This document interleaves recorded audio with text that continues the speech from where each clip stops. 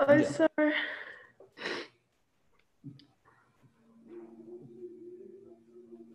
Bom dia, bom dia. Oi, sir. Bom dia. Eu fiquei até com medo, entrei na reunião, não tinha terminado ainda da prova de matemática. Ela, dessa semana, para não acontecer igual a semana passada, isso me deu medo. Pelo jeito, semana passada foi ruim. Oi, senhor. Oi, senhor. Tivemos um pouco de dúvida, vamos dizer assim. Percebi que ela tava falando, para não acontecer igual a semana passada. Ah, meu Deus, tudo nota ruim. Senhor, hoje é meu aniversário, senhor. Hoje é meu aniversário, senhor. Parabéns, coisa mais linda. Você não queria, não? Hoje é meu aniversário, senhor. Fazer 18 inteira, sozinho. viu? Vamos fazer festa para você. Valeu, senhor. Festa online. Festa Você online. tá fazendo Cada show? um na sua casa. O bom, Eu tô faz um fazendo churrasco 12. online. Você lá faz o churrasco para cada um na sua casa e se vira. Pera aí, É senhor. verdade. Pera aí, Mas já senhor. era. Eu vou ter que te mostrar, né, senhor? Vou ter que te mostrar. Olha lá. Solta Calma o aí. Vê uma som, cada um criança na sua feliz, casa. mano.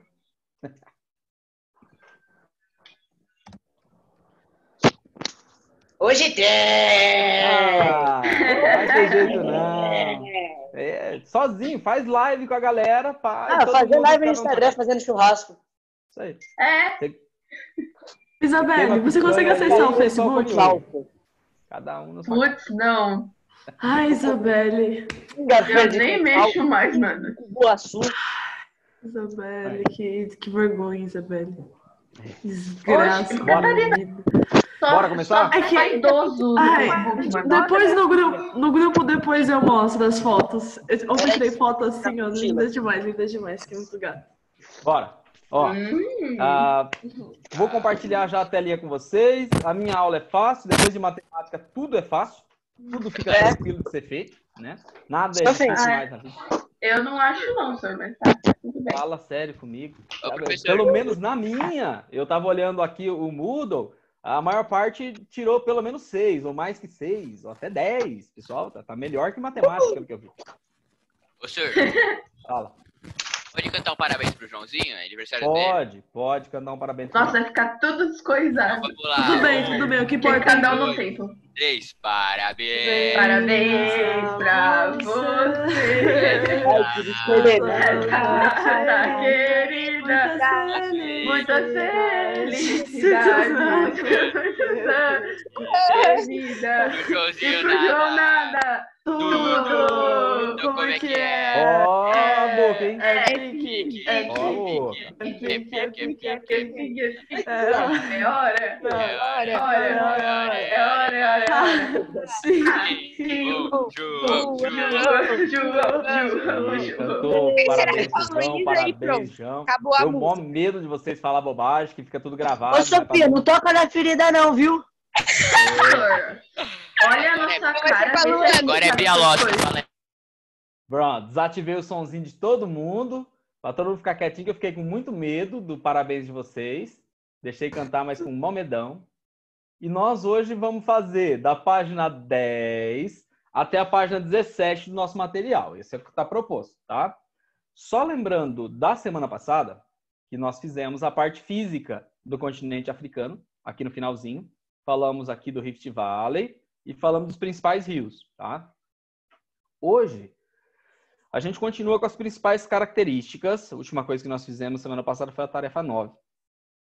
Relevo e hidrografia. E hoje a gente fala de clima e vegetação. Então, a aula de hoje é bem simplesinha. Poucas páginas, tem muita imagem, muita coisa para a gente conversar, mas tem pouco conteúdo, tá? Clima e vegetação da África. Primeira coisa que eu vou tratar com vocês aqui, com relação ao clima e vegetação, tá? É que uma sempre vai estar ligada à outra. Então, assim, toda vez que eu for analisar os tipos climáticos, as características do clima, eu vou olhar duas coisas essencialmente, tá? Chuva, quantidade de pluviosidade, e vou olhar temperaturas. Se faz calor, se faz frio, se faz calor numa parte do ano, frio na outra. E a partir da temperatura e dos índices pluviométricos é que eu vou conseguir chegar na condição climática, na classificação do tipo de clima, tá? Essa é a minha condição inicial, trabalhei clima. Também vou lembrar vocês que toda vez que eu falar em vegetação, a vegetação é um produto do clima. É o tipo de clima, as características do clima que vão permitir o surgimento de determinado conjunto de plantas em um lugar. Então, assim, qualquer lugar do planeta que tiver característica de clima quente e úmido, tiver muito calor durante o ano e grande quantidade de chuvas, eu vou ter muita vegetação. Então, qualquer lugar do planeta que for quente pra caramba e chover bastante a maior parte do ano, provavelmente, possivelmente, eu vou ter uma floresta, tá? Enquanto, se eu tiver um local que não chove quase nada, ou que é extremamente seco, possivelmente eu tenha vegetação desértica, vegetação de deserto, tudo seco, tá? Se eu tiver vegetação de coníferas, eu vou lembrar que provavelmente eu estou num clima frio. Então, como é muito frio, se nevar, como a gente viu na Europa no bimestre passado, poucas plantas se adaptam e muitas vezes eu tenho uma floresta que é toda igualzinha de pinheirinhos.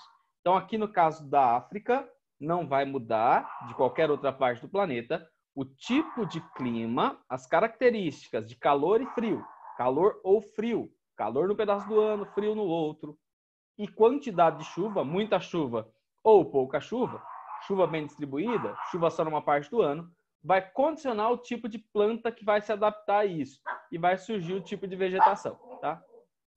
Quieto, rapaz. Beleza? Tranquilão?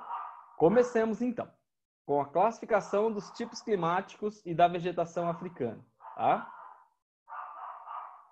Primeiro, ele fala aqui que o continente africano possui uma grande diversidade climática. Eu tenho vários tipos de clima no continente africano. Não tem um tipo climático só, eu tenho vários tipos. Fácil de entender, ó. Se eu pego o continente, latitudinalmente, de norte a sul, ele é muito extenso. Por ser muito extenso, com certeza ele já teria características diferentes. Uma coisa legal do continente africano, que vai deixar muito fácil a nossa interpretação das características do clima de lá, é que a linha do Equador passa praticamente no meio do continente. Ó. Divide praticamente em hemisfério norte e hemisfério sul, quase na metade. E aí eu tenho muito quente aqui nessa parte central, e conforme eu vou subindo ou descendo, as características mudam. Tá? Então, o tamanho do continente já leva eu a pensar que é um continente que vai ter uma diversidade muito grande de climas, tá? Deixa eu só abrir aqui o bate-papo para ver se é comigo. Ó, vocês estão conversando entre vocês, vou combinar assim com vocês, tá? Quando vocês quiserem falar comigo sobre a aula, das explicações aqui da aula, é que eu não vou ficar abrindo o chat o tempo todo. Vocês, por favor, abrem o microfone, fala que a gente vai conversando, tá? Aí eu tiro as dúvidas de vocês se vocês tiverem alguma. Então, vamos aqui. Predominando, no caso africano, altas temperaturas. A maior parte do continente africano vai ter temperaturas elevadas. Calor na maior parte do continente, tá? Influenciado por fatores. Toda vez que eu pensar em clima, eu tenho fatores que determinam o clima, ou que alteram o clima de um lugar, tá? São eles, e todos eles acontecem em todo lugar do mundo, inclusive na África. Continentalidade. Toda vez que eu falar em continentalidade, eu estou falando em massas sólidas, interior do continente, que vai fazer um efeito assim. Ó, tudo que é sólido na física ganha temperatura mais rápido e perde temperatura mais rápido. Então, todo lugar que foi influenciado pela continentalidade, geralmente vai ter maior transição de temperatura, maior amplitude térmica. Tá? Pode ser que tenha, por um exemplo, verões quentes e invernos gelados. Se for o caso de um deserto, na continentalidade, que eu posso usar aqui, para o deserto do Saara, por um exemplo, o que eu posso ter muito facilmente detectável aqui é que tudo sólido, areia, areia, areia, areia, areia, no caso aqui, durante o dia as temperaturas se elevam muito. Se for no verão, essa temperatura daqui, por exemplo, pode chegar durante o dia a quase 50 graus, tá? E durante a noite, como é tudo sólido, eu perco a luz do sol que vai ali aquecer esse ambiente, as temperaturas caem muito. Então, no mesmo dia, eu posso ter no verão 50 graus positivos durante o dia e durante a noite pode vir a 10 graus. Então, de 50 durante o dia, baixar a 10, durante o dia pegando fogo o negócio. e durante a noite faz friozinho, faz 10 graus. Se for no inverno, pode ir lá 30 e tantos graus durante o dia e à noite pode chegar a 0. O deserto do Saara já marcou abaixo de 0, tá? Temperaturas negativas durante a noite. Esses são os efeitos da continentalidade. Tudo que for sólido, longe de corpos líquidos, pode ganhar e perder temperatura no decorrer do ano, ou, no caso do deserto, no mesmo dia pode ter essa grande oscilação. Tá? Outro fator aqui que ele me coloca, depois da continentalidade, relevo. Caso do relevo, duas coisas simplesinhas também para eu poder entender a situação e composição do relevo. Tá? Primeiro, se o relevo for elevado, quanto mais alto, mais frio. Então, quanto mais eu subir nesse relevo, mais frio e menos úmido vai ficar. Quanto mais baixo, mais quente. Então, olhamos lá, por exemplo, o Kilimanjaro, na última aula, a base dele, a parte de baixo, numa área de savana, numa área quente pra caramba, e na parte mais alta da montanha, neve. Tão frio que faz, e nem chove. Quando chove, muitas vezes, é em forma de neve, não chove em forma de água, por um exemplo. Outro fator que pode acontecer, massas de ar. Predominam as massas de ar quente, colunas de ar que se deslocam na atmosfera com características quentes, no caso africano. Mas qualquer uma delas influencia diretamente o clima. Correntes quentes que venham do oceano podem gerar, por um exemplo, grande quantidade de chuva em determinadas regiões. O inverso pode fazer um estrago e causar um deserto. Vai ser o caso de quando a gente estudar aqui, ó, a Namíbia. Eu tenho uma corrente fria que sobe aqui e tangencia o litoral e durante o inverno, e a maior parte do ano, ela age aqui nessa região. Como ela é uma corrente gelada, deixa o ar mais frio, toda a evaporação aqui do Oceano Atlântico, que causaria chuvas nessa região, hora que chega aqui perto do litoral e a temperatura cai, ao invés de chover dentro do território, chove no oceano. Então a nuvem se forma por aqui e antes de atingir o território, já se formam as chuvas e chove aqui, tá? Isso vai fazer com que esse pedaço que está em amarelo, ó, vire um deserto. Fique um clima desértico. Então aqui uma corrente oceânica gelada faz surgir um deserto gigante, principalmente aqui na Namíbia, que é o deserto do Kalahari. Tá? Então as correntes marítimas influenciam nisso também. E só? Correntes marítimas, massa de ar, só. Tá. Apresenta condições bastante extremas.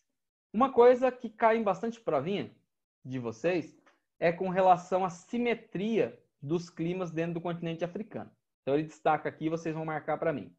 A África é atravessada, na sua região central, praticamente no meio, pela linha do Equador, produzindo-se uma distribuição latitudinal em que se estabelece uma simetria nos climas ao norte e ao sul. Vamos ver se essa simetria existe.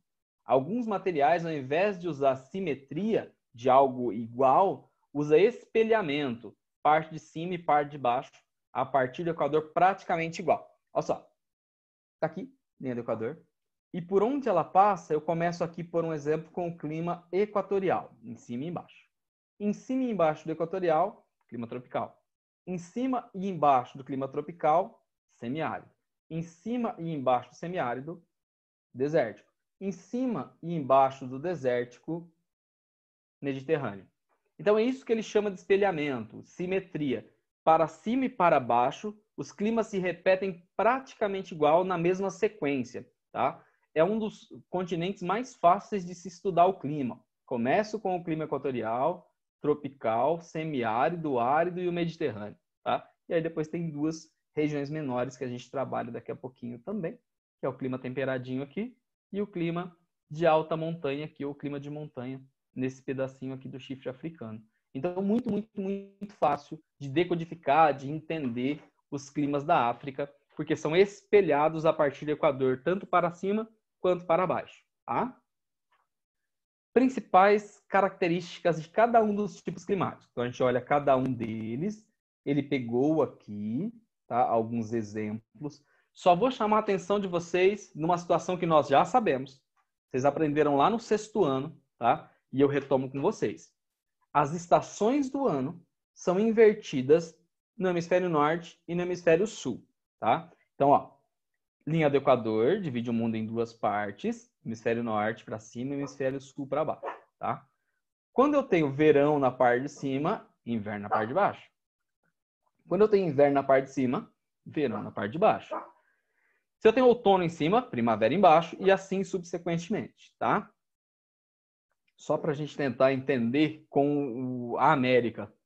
Para nós, aqui no Brasil, esse pedaço do ano, a hora que eu vou chegar agora em junho, julho, eu entro no inverno, tá? Enquanto isso, no hemisfério norte, vai entrar no verão. Então, ó, para nós, as temperaturas estão diminuindo. Eu estou no outono, indo em direção ao inverno. Se vocês olharem Estados Unidos, se vocês olharem Canadá, é o inverso. Eles estão na primavera, caminhando para o verão. Quando nós chegamos aqui no nosso meio do ano, a gente está no inverno. O meio do ano do hemisfério norte, nos Estados Unidos, por exemplo, é o verão. O fim do ano é o inverso também. Para nós, aqui no Brasil, eu tenho o verão, começando lá no dia 23 de dezembro, perto lá do Natal, enquanto no hemisfério norte, lá perto do Natal, eles estão no inverno. Aí vocês percebem, por exemplo, nas representações natalinas, que para o hemisfério norte, séries e filmes, tá nevando, tá muito frio, o pessoal todo lá encapotadinho, enfeitando arvorezinhas que são pinheirinhos, que sobrevivem ao inverno. Enquanto aqui no Brasil tá um calor abrasador, tá um calor rachando aqui para nós, tá? Então, inversão sempre das características. Porque quando ele falar aqui, por um exemplo, ó, do tropical, ele vai trabalhar o clima tropical e vai mostrar aqui embaixo. Se eu pensar aqui em cima, tem as mesmas características, só muda a estação do ano que é invertida, tá? Quando ele falar do Mediterrâneo, aqui em cima, ó, ele vai mostrar o Mediterrâneo, e a cidade que a gente vai analisar no Mediterrâneo aqui é Argel, na Argélia. Então, vai estar no hemisfério norte. Se eu pensar aqui embaixo, na África do Sul, as características são iguaizinhas, só muda a estação do ano que vai ser invertida, tá? Mas as características continuam todas iguais. Começando com o primeiro clima citado aqui, Argel, na Argélia, me mostra um clima mediterrâneo. Quem estudou direitinho o bimestre passado, lembra que nós já falamos que o sul da Europa tem a característica de clima mediterrâneo, que é exatamente o mesmo clima que eu vou ter no norte da África. Então, o clima que eu tinha aqui, ó, no sul da Espanha, pedaços da Itália, até mesmo de Portugal, eu vou ter aqui em cima no norte da África, igualzinho, e acontece no mesmo formato. Principal diferença do clima mediterrâneo que a gente estudou para outros tipos climáticos, como o tropical, por exemplo, é a estação chuvosa, tá? O normal é que a estação chuvosa seja sempre no verão. O verão seja quente e úmido. Quando eu falo do clima mediterrâneo, é o inverso. O verão é quente, porém seco. O inverno não é rigoroso, é um inverno ameno, tá? Não faz temperaturas tão baixas, porém o volume de chuva é grande. Então, chuvas de inverno são características do clima que a gente está trabalhando aqui, que é o Mediterrâneo, que é incomum. O comum é ser no verão, tá? Como eu leio os climogramas? Vocês já sabem ler climograma, a gente já leu os climogramas da Europa, e a gente olha, só para lembrar, basicamente duas coisas básicas para trabalhar um clima dentro do climograma, tá? Aqui na Argélia, em Argel, no clima mediterrâneo, eu olho do lado esquerdo do meu gráfico volume de chuva.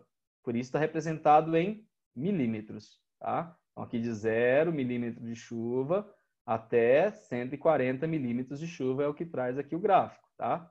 O máximo que eu vou chegar é 110 milímetros. Então, olhando chuva, eu sempre olho lado esquerdo do meu gráfico e olho as barras, que cada mês está representado aqui com um volume de chuvas.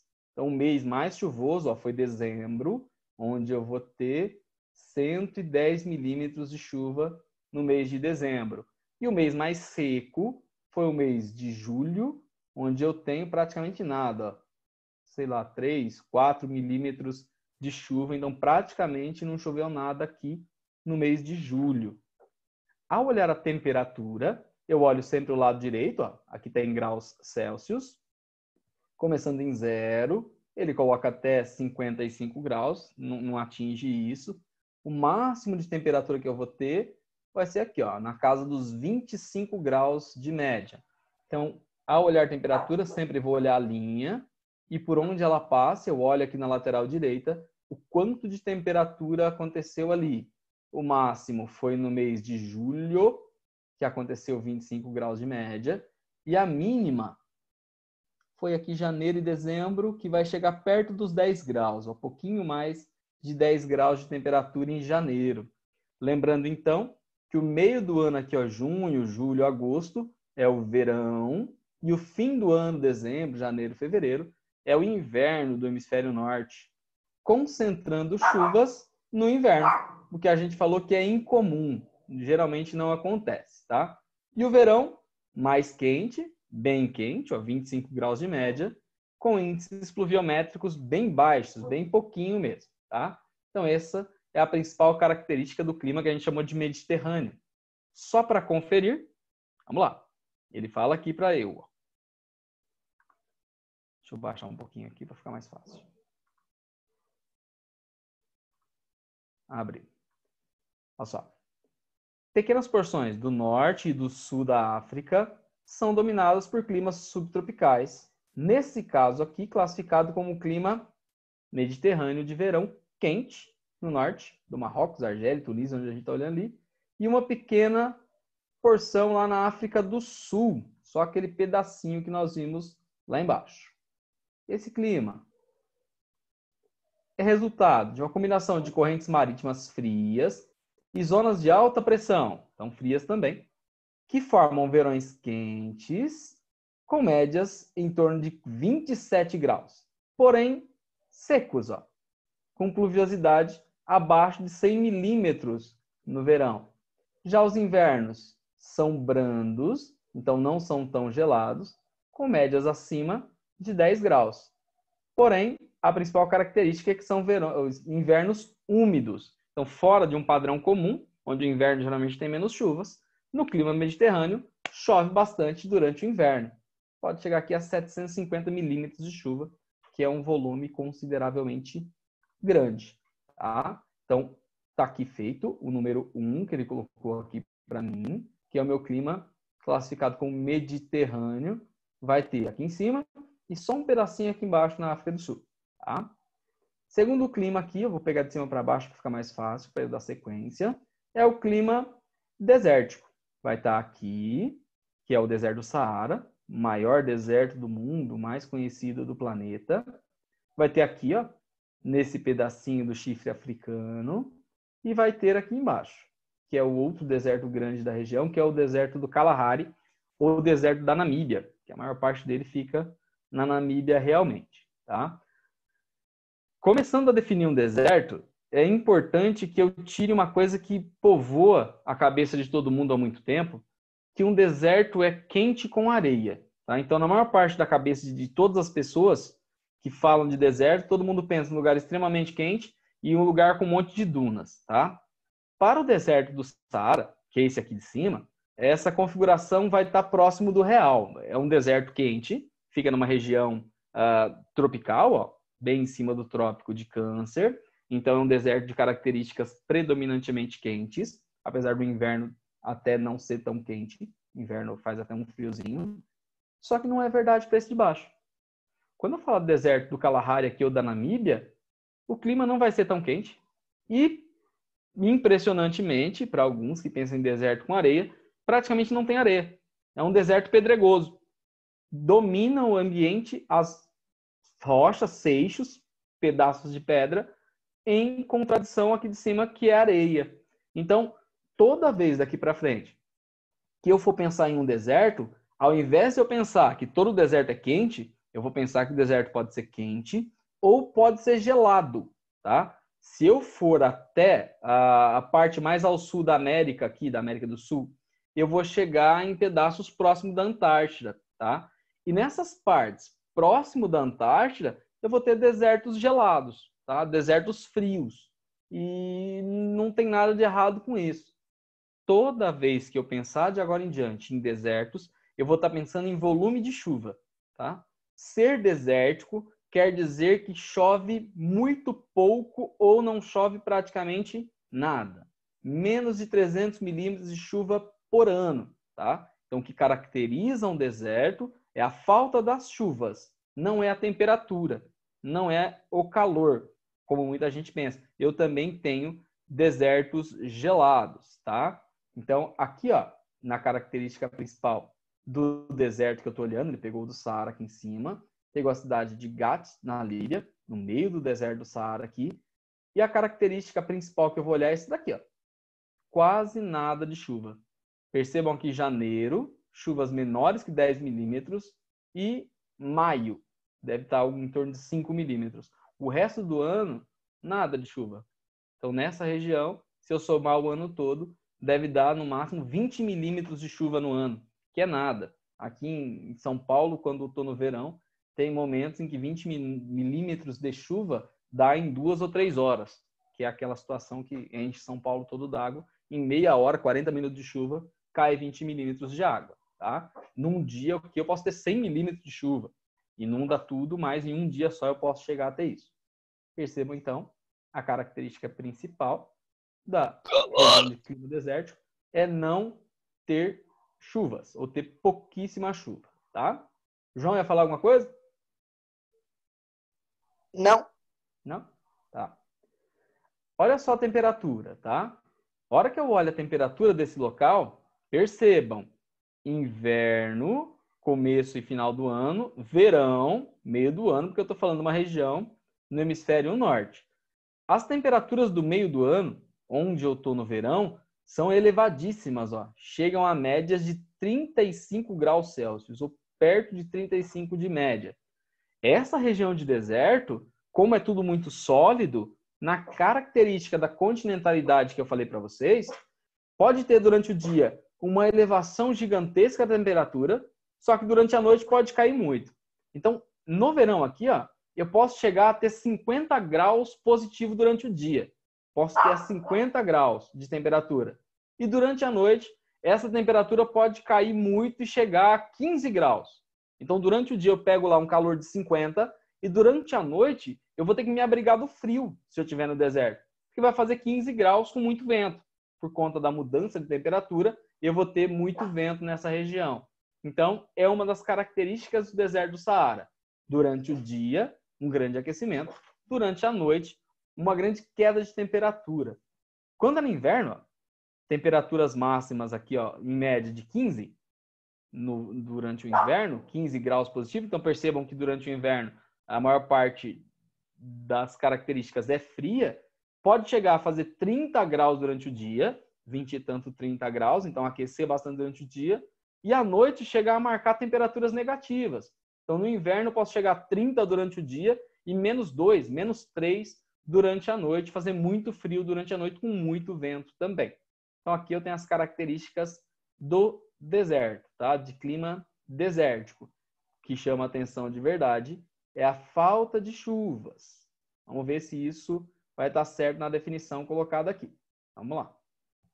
O clima desértico tropical e subtropical, quente, é detectado no norte e sudoeste do continente, mais especificamente no Saara, que a gente está olhando aqui agora, e lá embaixo no Kalahari, ou deserto da Namíbia.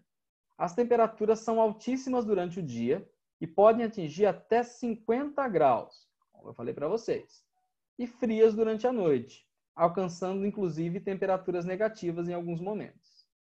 A média anual de precipitação não passa de 300 milímetros, então praticamente não chove. A pouca precipitação e a amplitude térmica diária devem-se à baixa umidade, é tudo seco, tudo sólido, encontrada nesses locais. Tá? Então, dentro das características que nós falamos, está tudo bonitinho, tudo certinho. Agora, o próximo é o clima semiárido, que é esse rosinha aqui. Então, falamos já do Mediterrâneo, falamos já da parte do clima desértico e agora o semiárido. Vocês vão olhar e vão perceber que o semiárido ele está sempre contornando as áreas desertas, ó. Sempre no entorno das áreas desertas. Isso é muito óbvio. Por quê? Eu não consigo sair de uma área seca, como aqui, dunas pra caramba, sem chuva nenhuma, e cair direto numa área tropical. com climas onde eu tenho índices pluviométricos grandes, principalmente no verão, mas que chove já bastante, tá? Eu tenho sempre uma área de transição, uma área de mudança. Então, assim, de cima para baixo, seco, extremamente seco, menos seco, menos seco, menos seco, menos seco, vai chover um pouco mais, até chegar numa área úmida. De baixo para cima, úmido, com chuvas concentradas no verão, mais úmido. Vou subindo, menos úmido, mais seco, mais seco, mais seco, seco pra caramba. Então, sempre vai ter áreas de transição. Eu nunca pulo direto de um deserto para uma área de floresta, para uma área de savana. Sempre tem uma transição de clima. Então, sempre depois de um deserto, semiárido, um quase deserto, que vai ficando mais úmido se eu descer, e no caso aqui vai ficando mais seco se eu for subindo, tá?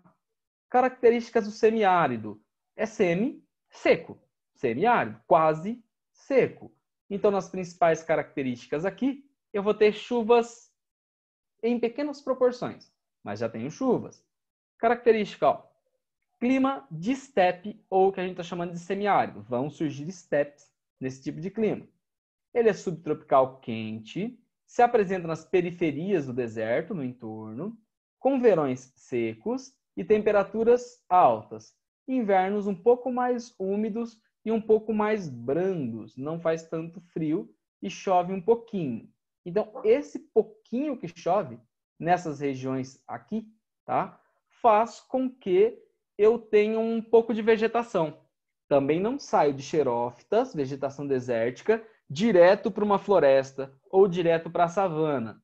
Vai predominar a vegetação rasteira, de pequeno porte, tá? Então, aqui eu tenho as condições para surgir um início de vegetação. E quanto mais umidade tiver, maior ela vai ficar com o tempo, tá? Então, beleza. Aqui falamos do semiárido. Vou analisar o climograma do semiárido que ele me dá. Lembrando que eu estou no hemisfério norte, ele pega aqui no caso da Mauritânia, bem na transição, bem na faixa de troca de deserto para o que é semiárido, tá? Cidade de Nema. Percebam que final do ano e começo de ano, quando eu tenho aqui nessa região o inverno seco, não chove praticamente nada.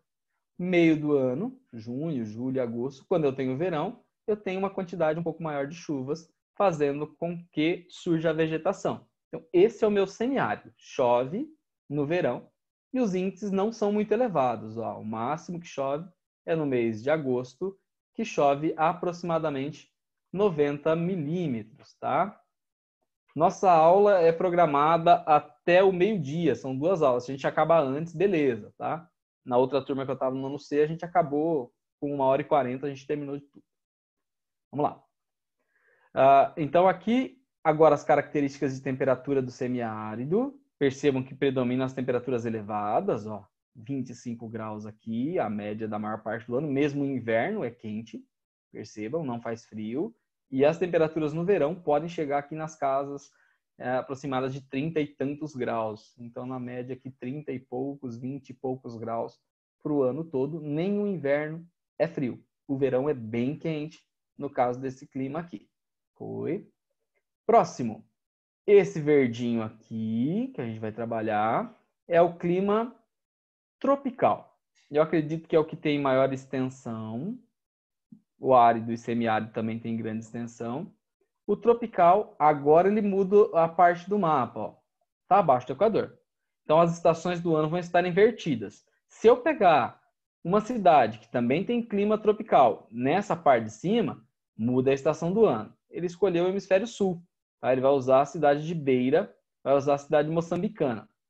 Nas características básicas de um clima tropical, conhecemos bem, é fácil para a gente, porque a maior parte dos climas do Brasil são climas tropicais. Tá? Clima tropical, predomina o calor, o inverno não é rigoroso e as chuvas são concentradas no verão, enquanto o inverno é seco. Basicamente isso, eu já sei do Brasil, vou lembrar de Goiás, vou lembrar do Mato Grosso, vou lembrar do Mato Grosso do Sul, que tem características do clima tropical típico. É basicamente isso daí. Verão chuvoso, inverno seco. Verão muito quente, o inverno não faz tanto frio. Tá? Vamos olhar se bate com o clima que eu estou chamando de tropical no continente africano aqui.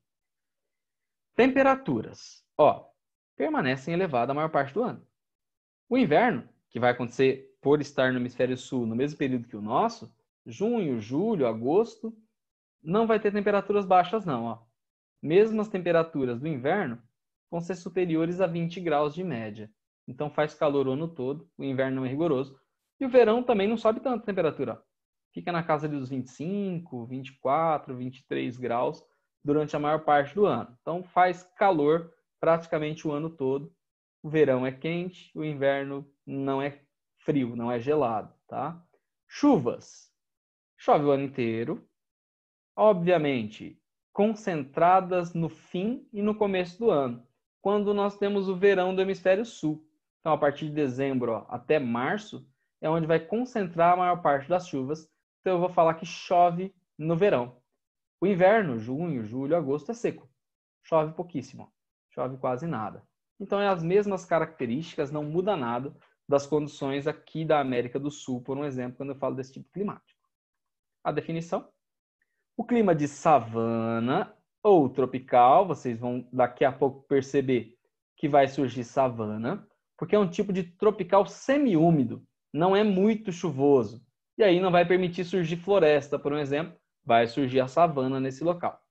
Domina o centro africano, com seus verões chuvosos, como nós falamos, influência da zona de convergência intertropical, e invernos secos, alta pressão subtropical e temperaturas com pouca variação durante o ano, ficando ali na casa dos 25, 26 até 27 graus em média durante a maior parte do ano. Então, simplesinho, é um clima quente, predominantemente quente, com chuvas concentradas no verão e o inverno seco, tá? Essa característica do clima que a gente está chamando aqui de tropical. Essa parte central aqui, ó, eu tenho um clima equatorial. Como qualquer clima equatorial, ele é muito quente, por estar próximo do Equador, e aqui também muito úmido. Vai ser muito parecido, nesse caso agora, com a região onde está a floresta amazônica no Brasil, a parte mais ao norte do Brasil. Climas quentes o ano todo e com grande quantidade de volume de chuva o ano todo. A gente vai falar de vegetação daqui a pouco, é o próximo tópico. Vocês vão ver que com essas características de ser muito quente e ser muito úmido, vai surgir nesse local uma floresta gigante, principalmente aqui na região do Congo, ó, que vai ser a floresta congolesa. Muito, muito, muito parecida com a nossa floresta equatorial aqui, com a nossa floresta amazônica, ou com a nossa Mata Atlântica, que é uma floresta tropical, tá? Com característica de ter muita árvore, muita variedade de plantas, de grande porte, com copas emendando, e a gente vê as características já já. Então, no equatorial, deixa eu olhar aqui o gráfico, se confirma o que eu acabei de falar. Temperatura, ó, praticamente uma linha reta. A temperatura tem pouquíssima variação durante o ano. Tem quase nada de amplitude térmica. Fica aqui, ó, acima dos 25 graus, independente da estação do ano. Perto do Equador, as estações do ano não têm influência nenhuma, tá? Fica quente o ano todo e, no caso aqui, chuvoso o ano inteiro, ó. A maior parte do ano chove bastante, pouquinho de redução aqui, ó, dezembro, janeiro e fevereiro, mas médias elevadas de precipitação, chegando a mais de 200 milímetros aqui no caso de outubro. Então, muita chuva nessa região aqui. Lembrando que ele está pegando o hemisfério norte, né? Então, um pouquinho de redução no inverno, ó. Pouquinho mesmo, mas chove praticamente o ano todo em grandes proporções. Esse é o mais facinho, é o equatorial igual ao da minha Amazônia aqui no Brasil. As duas exceções, já falei do Mediterrâneo aqui, já falei do árido, falta esse daqui, que ele está chamando de temperado, e esse daqui, que é o clima de alta montanha. Quando nós falamos do temperado, e não tem nenhum gráfico na minha representação, que ele não fez gráfico para o temperado, eu vou lembrar dos climas europeus. Um clima temperado, geralmente ele tem 4 estações do ano bem definidas. Então, geralmente vai ter um verão bem quente, um inverno bem frio, e a chuva deve se concentrar em uma dessas estações, não chove o ano inteiro. Em alguns locais de clima subtropical temperado, como é o caso do sul do Brasil, Rio Grande do Sul, eu tenho chuvas distribuídas pelo ano todo, mas em proporções pequenas. Então, pode acontecer de ter chuvas o ano todo em volumes menores, em volumes pequenos. Vamos ver qual é a característica desse pedacinho aqui principalmente da África do Sul. Fala aqui, ó. Clima subtropical úmido, de invernos secos, encontrado no leste da África do Sul. Então, concentra as chuvas no verão, o inverno é seco. Se caracteriza pelo comportamento de monções, onde os ventos úmidos sopram em direção à terra no verão e os ventos secos do inverno. Então, durante o verão, vem o vento úmido, faz com que eu tenha chuvas, e durante o inverno, o vento vai do continente para o oceano, deixando o clima ali mais frio e seco, tá?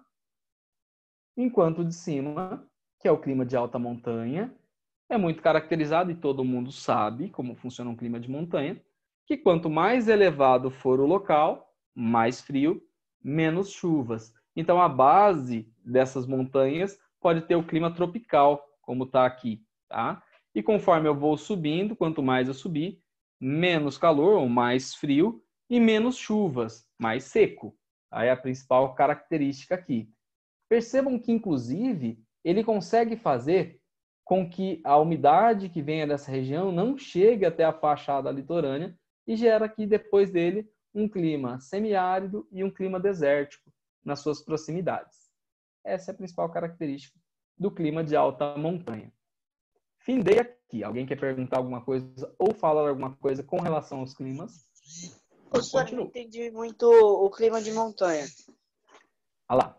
Toda vez que você pensar numa montanha, que ele está falando clima de alta montanha, qualquer lugar do planeta, tá? Quanto mais você subir, mais alto você estiver, mais frio vai ficar. Então, no caso das montanhas, como é uma área muito elevada, vai se caracterizar por ser frio e seco. Então, quanto mais eu subir, no caso das montanhas, mais frio e menos chuvas. No caso aí, vai até ter precipitação, mas de neve. É tão frio, que a umidade que sobe, ao invés de formar água de chuva, forma neve que fica depositada na parte mais elevada das montanhas. Então, toda vez que você pensar em clima de montanha, você vai pensar nisso. Quanto mais eu subir no relevo, mais frio vai ficar. Mais gelado e menos água e menos chuva. É isso que vai caracterizar os climas de montanha, tá? Beleza, senhor. Valeu. Ô, senhor. Oi.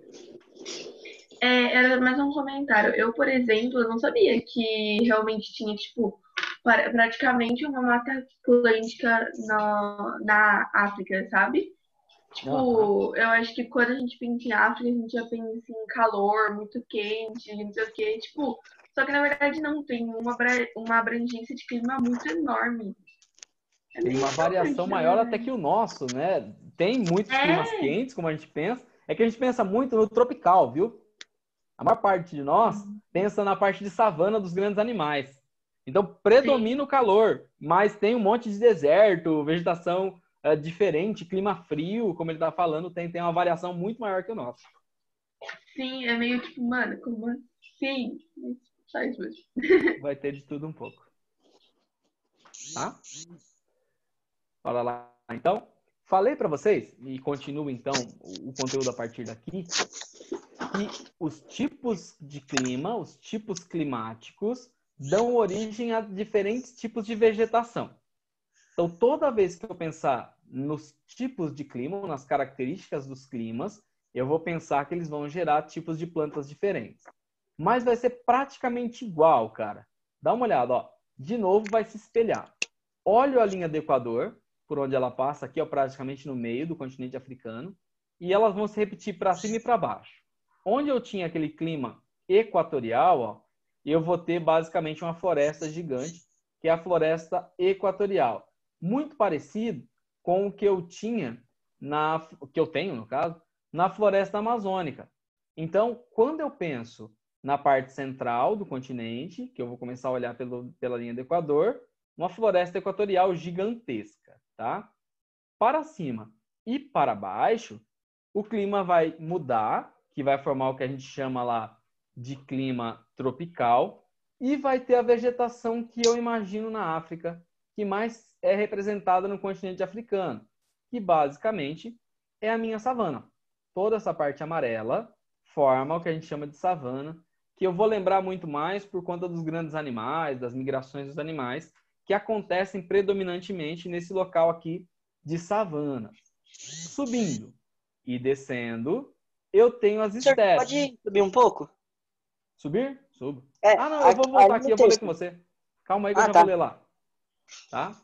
Ó, subindo aqui ou descendo, eu vou ter sempre as steppes, ó. E aqui, depois do deserto, eu vou ter steppes também.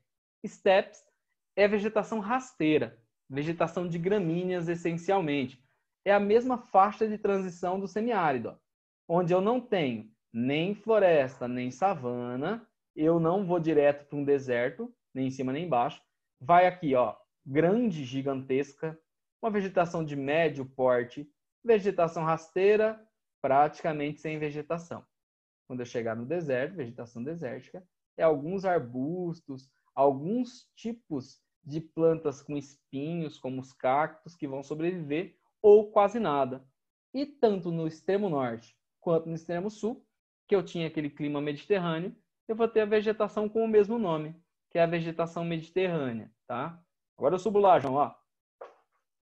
As paisagens vegetais africanas estão diretamente relacionadas ao regime das chuvas. Chover mais ou chover menos vai fazer toda a diferença aqui. Nas áreas mais úmidas, obviamente, lá pertinho do Equador, eu vou ter florestas gigantescas, florestas equatoriais e florestas tropicais, muito parecido com Mata Atlântica e floresta amazônica, com as mesmas características, tá?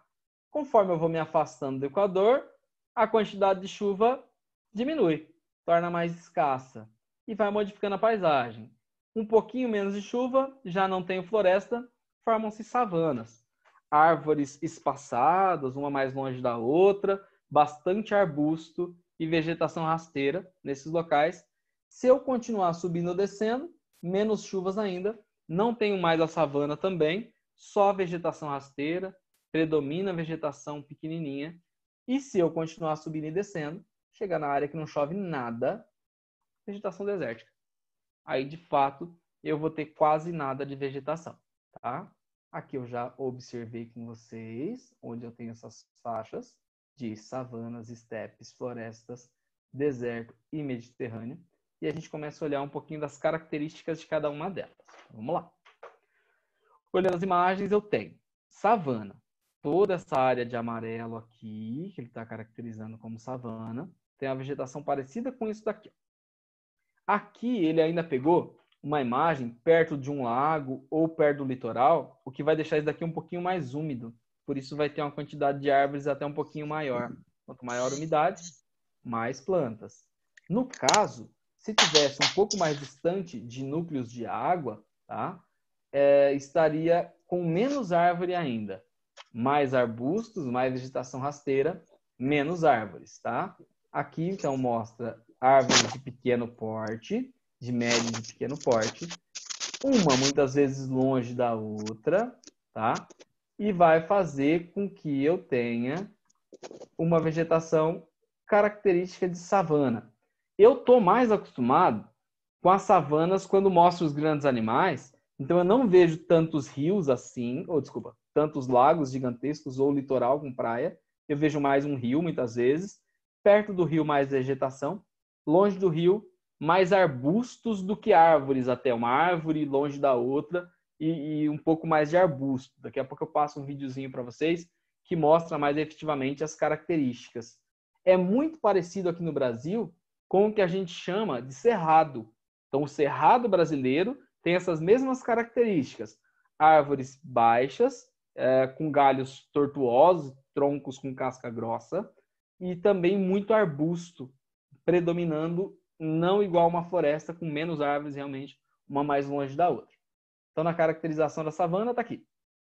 É uma paisagem natural, própria de zonas de clima tropical semiúmido.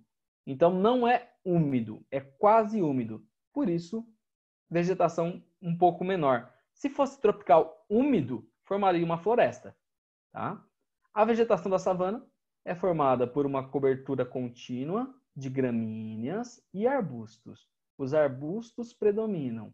Se tiver menos chuvas, predomina as gramíneas.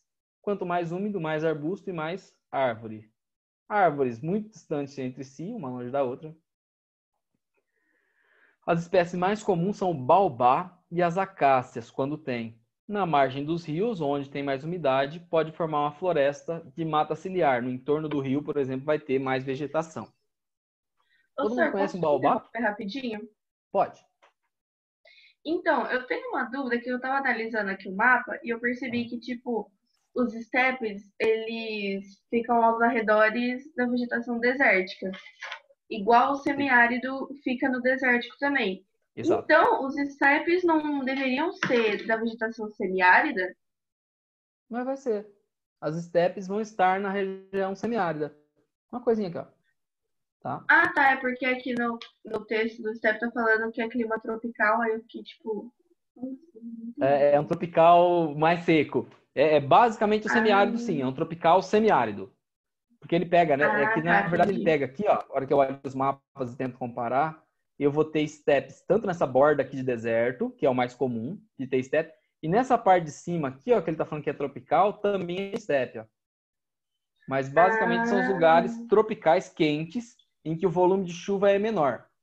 O que vai mudar Entendi. dessa estepe é que essa daqui, ó, na borda do deserto, vai ser ralinha, vai ter quase nada de planta e só vegetação rasteira.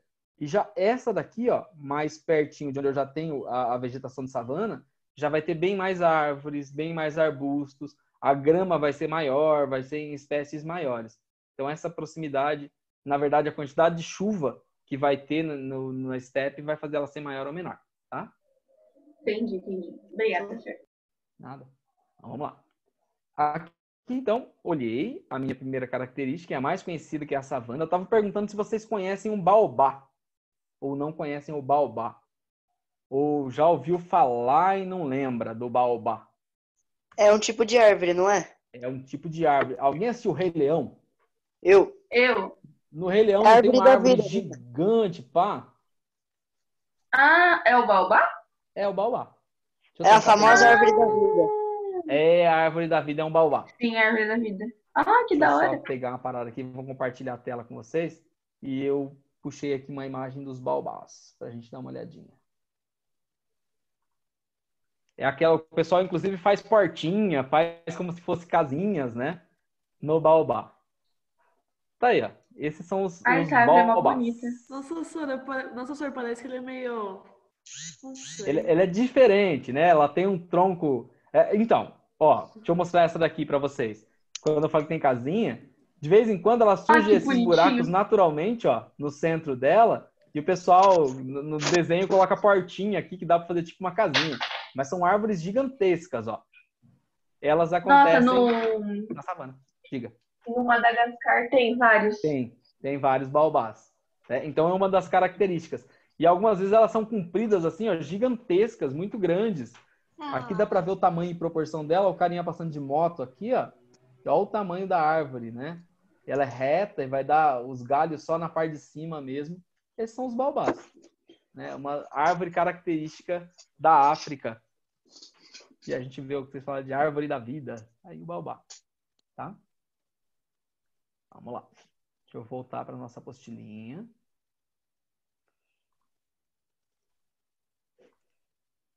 Savana, então, foi, né? Floresta.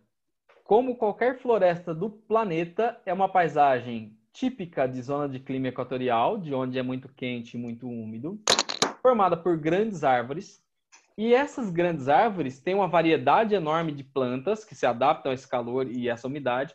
E é tão grande o volume de plantas que muitas vezes as copas das árvores se emendam, igual na Amazônia, fazendo o que a gente chama de um clima muito quente, com muita árvore, muita chuva, e as copas das árvores se encontrando formam um ambiente sombrio, né? Fica sombra, inclusive muitos lugares tão fechada a floresta que fica escuro dentro da mata, mesmo durante o dia, e muito quente, fazendo que eu tenha ali uma evapotranspiração enorme. Então a pessoa entra ali, por exemplo, fazendo uma picadinha na mata, dentro de 5 minutos está totalmente suado, porque é muito úmido nessa região. Vira lá uma sauna ambulante, esse local aqui, tá? Floresta intertropical, com muitas espécies distintas, um monte mesmo, que crescem totalmente misturadas no solo. Mesma característica da minha floresta amazônica, não muda nada, tá? E ela está nessa partezinha aqui, ó, pertinho da linha do Equador. Floresta gigante. Alguém já assistiu Tarzan, a lenda do Tarzan? É claro, meu rei. Para quem já assistiu o Tarzan, a hora que vê aquele rio gigante que é o Congo e vê aquela floresta imensa, é essa característica aí que a gente está falando. Muito parecido com a floresta amazônica mesmo. Tá? É o mesmo esqueminha. Desertos, paisagem natural, característica de climas extremamente secos. Vegetação praticamente não existe. Quando existir, vai ser umas graminhas, vai ser umas arvorezinhas secas, uma meia dúzia de arbusto ou cactáceas, alguns tipos de cactos, tá? Em alguns locais do deserto, pode ter o afloramento de água. Relevo desce, corta o nível do lençol freático, que mesmo no deserto, correm rios subterrâneos. Então, não tem o rio na superfície, mas eu tenho o rio na parte de baixo. E esses rios, em alguns lugares que o relevo desce, eles aparecem, eles afloram. É o que é chamado de oásis. Então, nessa região dos oásis, fica úmido, e onde fica úmido aparecem plantas como as tamareiras, por exemplo, e surgem vários tipos de vegetação. Então, nos oásis tem, mas a maior parte do deserto, assim, seco. Ó, o que eu falei de deserto que não é arenoso. Essa foto aqui, por exemplo, não mostra um deserto de areia. Não é arenoso. Até tem o relevo que sobe e desce, mas aparentemente não é de areia, não é duna de areia. Ó. É mais compacto, é mais duro, é mais pedregoso do que arenoso. Tá? Os desertos, só lembrando, 2 principais. Aqui em cima é o do Saara e aqui embaixo é o do Kalahari. Tá? O chifre africano também tem uma área bem seca aqui. Depois do deserto, estepes. A foto, para mim, não é muito feliz, porque na foto chama bastante atenção esse pedacinho aqui, ó, com essas plantinhas, e foram plantadas de fato. Não é original daqui, ó. Percebo que tem até as mangueirinhas fazendo irrigação para elas crescerem aqui. Nem sei que tipo de planta que é isso daqui, que árvore que é essa. Eles fazem isso porque o solo é muito pobre, senhor? É seco. Então, é semiárido mesmo, né? Como a gente falou agora há pouco, e vai surgir graminha. O normal, se eu não tiver a plantação, é ter esses tufinhos de grama aqui, ó. É basicamente tufinhos de grama que vão ser formados nesse local. Dessa forma, eu não tenho quase nada de vegetação. Deixa eu ver no bate-papo se eu tenho pergunta aqui. Amiga, fala lá no chat. Subi um pouco, por favor, já subi. Então tá tudo certo aqui. Vamos lá. Então, vegetação, que a gente está chamando aqui de steppes, ela vai variar de cor e de quantidade dependendo do volume de chuvas. Se tiver um lugar mais úmido, já pertinho, por exemplo, da savana, eu tenho vegetação de gramíneas, de grama, só que um pouco maior, de tamanho maior e mais verde a maior parte do ano. Se estiver mais perto da borda do deserto, é tufinho de grama para lá e para cá, e na maior parte do tempo fica seca, amarelada. Então vai depender de verde, amarelada, dependendo da quantidade de água e de onde ela tiver. Mas é basicamente formada por gramíneas, ó. E esse é o normal, lá ao fundo, onde eu praticamente não tenho nem árvores e nem arbustos. É vegetação rasteira que predomina nesse ambiente. Certo? Vamos lá. Terminando aqui, dúvidas quanto à vegetação? Continuemos. Por enquanto não. Por enquanto não. Então vamos. Na África, existem diferentes tipos de paisagens vegetais, tá? Adaptadas às diferentes condições de clima. Óbvio, dependendo do tipo de clima, surge uma paisagem. Entre as vegetações mais características do continente estão as savanas. O continente é conhecido por ter grande quantidade de savanas. Então, predomina aquele imaginário que as savanas estão em todo o continente, né? Está em grande parte do continente, as savanas acho que ocupam a maior parte da vegetação, porém, tem outros tipos também, mas o que a gente mais conhece, de fato, é a savana, tá? Típicas das áreas de clima tropical semi-úmido, quase úmido, elas circundam as florestas, está no entorno da floresta, formadas predominantemente por gramíneas, apresentam arbustos e árvores esparsas, uma da outra e não tão grandes. Chama atenção porque a savana é o habitat dos grandes mamíferos africanos. Então, toda vez que a gente fala lá de onde estão os leões, de onde estão os elefantes, de onde estão as girafas, de onde estão os hipopótamos, estão basicamente na região de savana. Tá? Rinocerontes também, zebras, esses caras frequentam a maior parte nesse ambiente aqui. Historicamente, eu tenho grande concentração desses animais, faz parte das grandes migrações, a gente conhece bastante a respeito dos animais africanos, e é uma área que, infelizmente, também historicamente, houveram grande quantidade de safaris para caçar animais. Então, era comum no passado eu ter o abate desses animais por pessoas que iam fazer turismo de safari na África. Hoje em dia, esse safari de abater animais, ele é ilegal. Existem alguns pontos que fazem a criação e reprodução de animais que ainda possam ter esse tipo de turismo, de abate, mas é cada vez mais caro. E o abate é de determinadas espécies que tem em proporção grande e feito dentro de criadores. Então, os caras procriam os animais e fazem o turismo do abate, mas é cada vez mais incomum e é cada vez mais mal visto esse tipo de turismo, né, da caça. O que virou comum e que existe hoje em grande quantidade no continente africano e é importante fonte de renda para alguns países africanos, como a África do Sul, são os parques nacionais. Então, algumas áreas foram preservadas e passou a ser reinserido animais nessa área. Então, é possível hoje fazer um safari turístico de visualização. Então, é cada vez mais comum as pessoas irem para o continente africano não para abater os animais, e sim para observar os animais. E essa é a principal característica. Esse é o mais comum hoje em dia. Eu vou tentar passar um videozinho para vocês, que é do Parque Nacional Kruger, tá? Existem outros parques. Ele fala aqui, por exemplo, do Filanesberg, onde eu tenho resquícios históricos de civilizações antiguíssimas de povos africanos que conviveram com animais no mais passado tempo remoto, em que se abateu grande parte dos animais aí com o tempo, e hoje virou um parque ecológico que se recuperou toda essa parte de fauna da região, reintroduziram os animais ali, tinham trazido de outros lugares, até animais que tinham sido extintos pela caça nessa reserva, voltaram a ser reintroduzidos, e hoje tem mais de 7.000 tipos diferentes de animais nesse parque de Filanesberg. Mas o mais famoso da África do Sul e um dos mais famosos do mundo, principalmente como atração turística, é esse cara aqui, ó.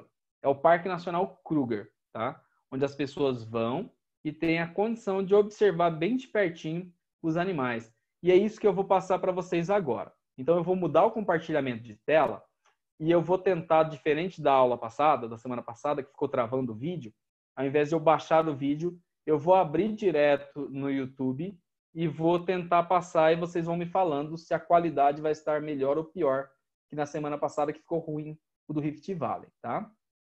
Deixa eu só mudar o compartilhamento e ver com vocês aqui.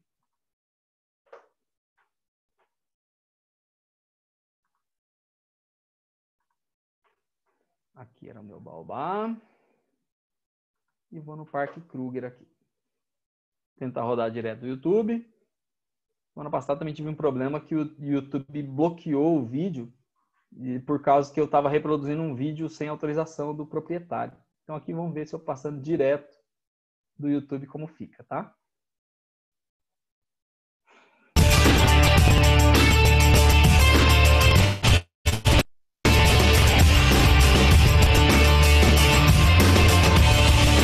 Tá rodando normal para vocês aí?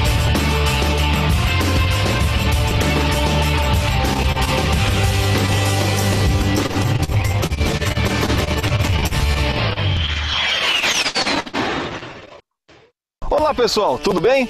Bem-vindos ao programa Viaje Comigo, um programa feito para você que gosta de viajar, descobrir novas culturas e conhecer alguns lugares mais lindos desse planeta. E sabe para onde nós vamos hoje, Eric? Para onde? Nós vamos viajar para um outro continente, nós vamos para a África do Sul, onde estão algumas das reservas de fauna mais importantes desse planeta. Nós vamos conhecer o Parque Nacional Kruger, que é uma reserva de todas as espécies que vivem na savana africana. Nós vamos ver leopardos, girafas, elefantes, todos aqueles animais que aqui no Brasil a gente só ia poder conhecer no zoológico. E no quadro Checklist, nós vamos entrevistar um especialista em safaris, que vai nos dizer tudo sobre esse tipo de atividade. E no Você Sabia, você vai descobrir o que quer dizer Big Five. Fica com esse nome na cabeça, hein? Isso e muito mais você vai conhecer aqui no nosso programa Viaje Comigo!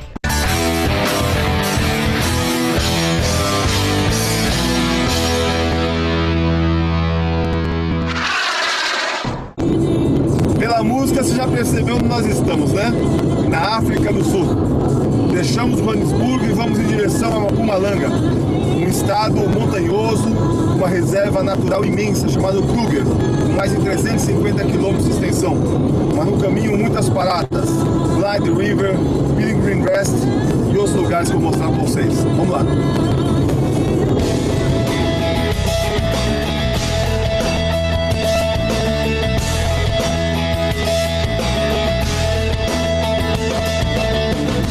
O caminho entre Joanesburgo e o Parque Nacional Kruger é cortado pela cadeia montanhosa de Drakensberg.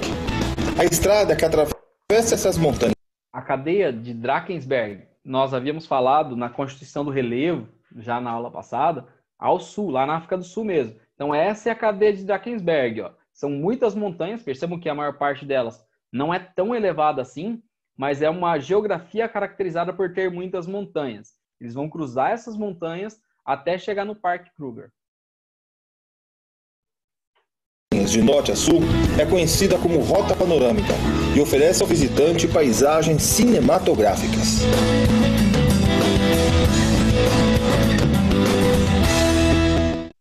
Um dos lugares mais impressionantes é Tree Roundel, que pode ser traduzido como Três Cabanas, justamente por causa dessas formações rochosas. Dos pontos de observação, você pode ter uma vista de 180 graus de mais de 30 quilômetros de vale.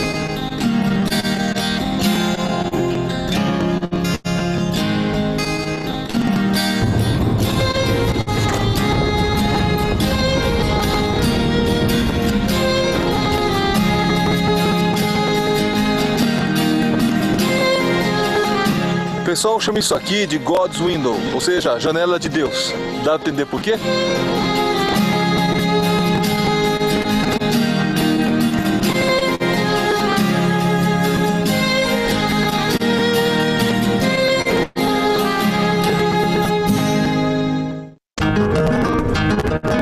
Das inúmeras vilas cortadas pela Rota Panorâmica, nenhuma é tão pitoresca como a Pilgrim Rest. Fundada há mais de 100 anos, essa pequena comunidade nasceu durante a Corrida do Ouro e permanece quase inalterada até os dias de hoje. É um verdadeiro museu a céu aberto e um ótimo ponto de parada. Parada turística, restaurante. Bom, ninguém é de ferro, né?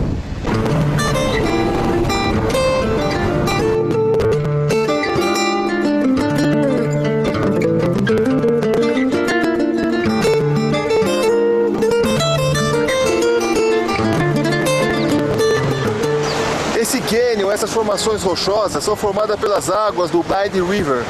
Blind quer dizer feliz, alegre. É como todo mundo fica quando vem aqui.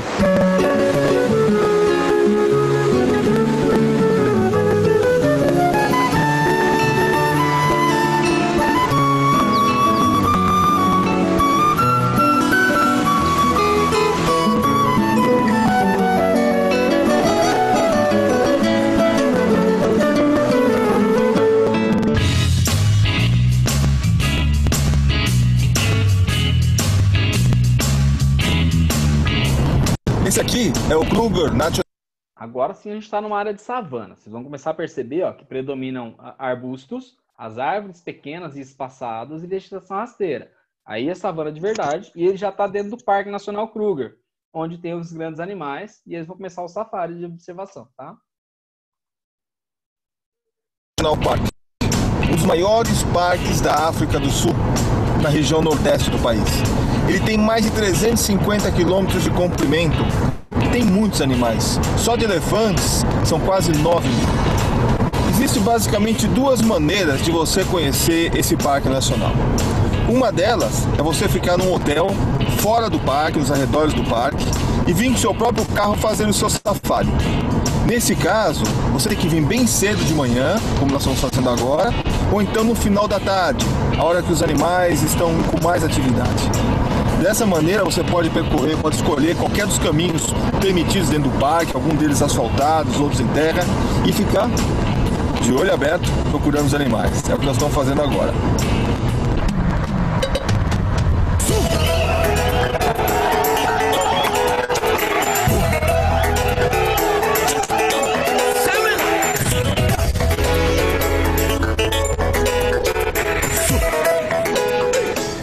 Big Five. Assim são chamados os principais animais das reservas sul-africanas. E o búfalo é um deles. Os outros são leopardo, rinoceronte, elefante e o leão. Vamos procurar todos eles.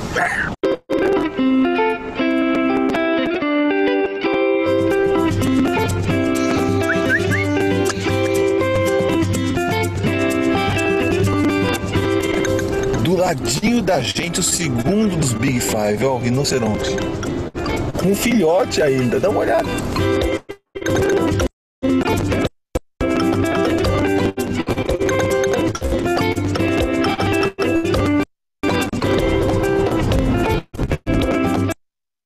Só um instantinho aí, deixa eu só tirar aqui a opção de vocês adotarem, tá?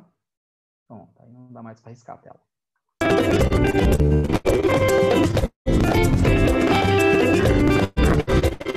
Você só pode descer do carro em lugares fechados como esse, para nossa própria segurança, quando os animais teoricamente não entram. Digo teoricamente porque, ó, que legal atrás de mim.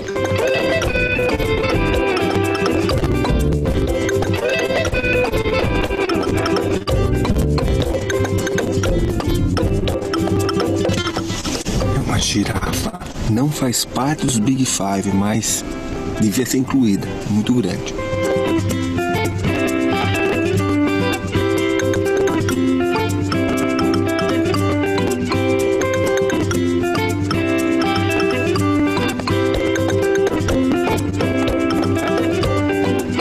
Agora elefante, ó. Andando de ré, o cara, ó. Levou outro elefante.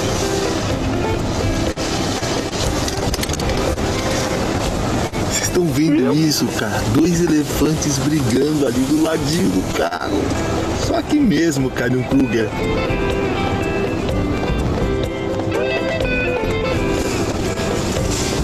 Olha isso, Peter. Olha isso, cara. Pessoal, não tem como descrever a sensação de estar do lado assim do animal selvagem. Olha só a distância que ele está da gente. Do ladinho. Mas foi quase na hora do pôr do sol que o Kruger nos reservou uma agradável surpresa. Na beira de estrada, uma cena rara, uma hiena amamentando seus filhotes e nós ali do ladinho.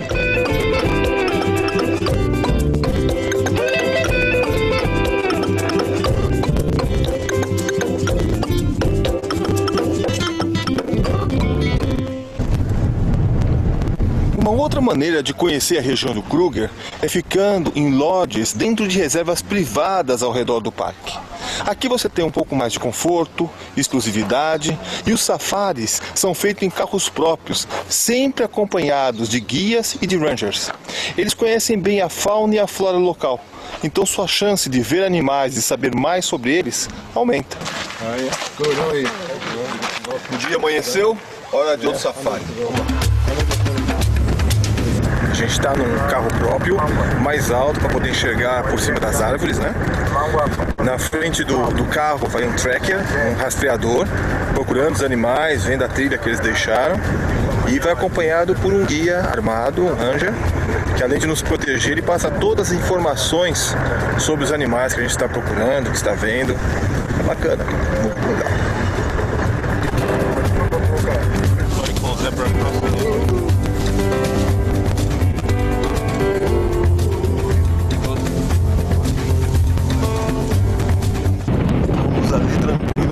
Elefantes quando escutamos o rugido de um leão.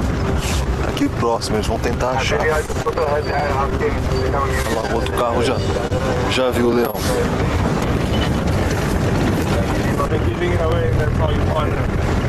Não sofreu.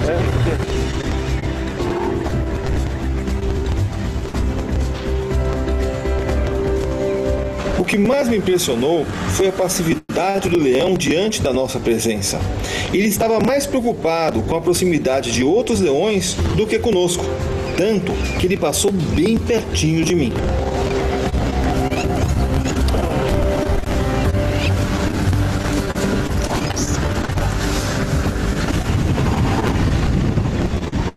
Outro momento emocionante foi quando os rastreadores encontraram a trilha de um leopardo. Eles seguiram a trilha para dentro da mata, mas voltaram 1 minuto depois muito assustados.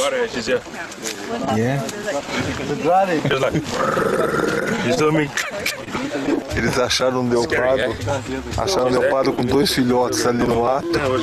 Tá assustado. Não é qualquer um, não. O guia então manobrou o carro e se aproximou dos leopardos com muito cuidado. Afinal, eles estavam se alimentando. O incrível é que a gente fica aqui pertinho, do lado dela, eu tô a 2 metros dela, e ela não se incomoda com a nossa presença. Já valeu, né? Já valeu, né? Ao entardecer, o guia nos informou que a mãe leopardo iria guardar a caça. Beleza, vou voltar no compartilhamento normal para a gente conversar. Eu vou encerrar o compartilhamento para olhar a carinha de vocês.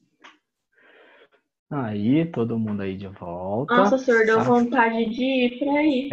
É da hora, né? Sensacional. Nossa, imagina. Tá lá de muito boa fazendo. Tá tudo, assim, de parabéns. um bicho do seu lado. Mano, deve ser muito legal.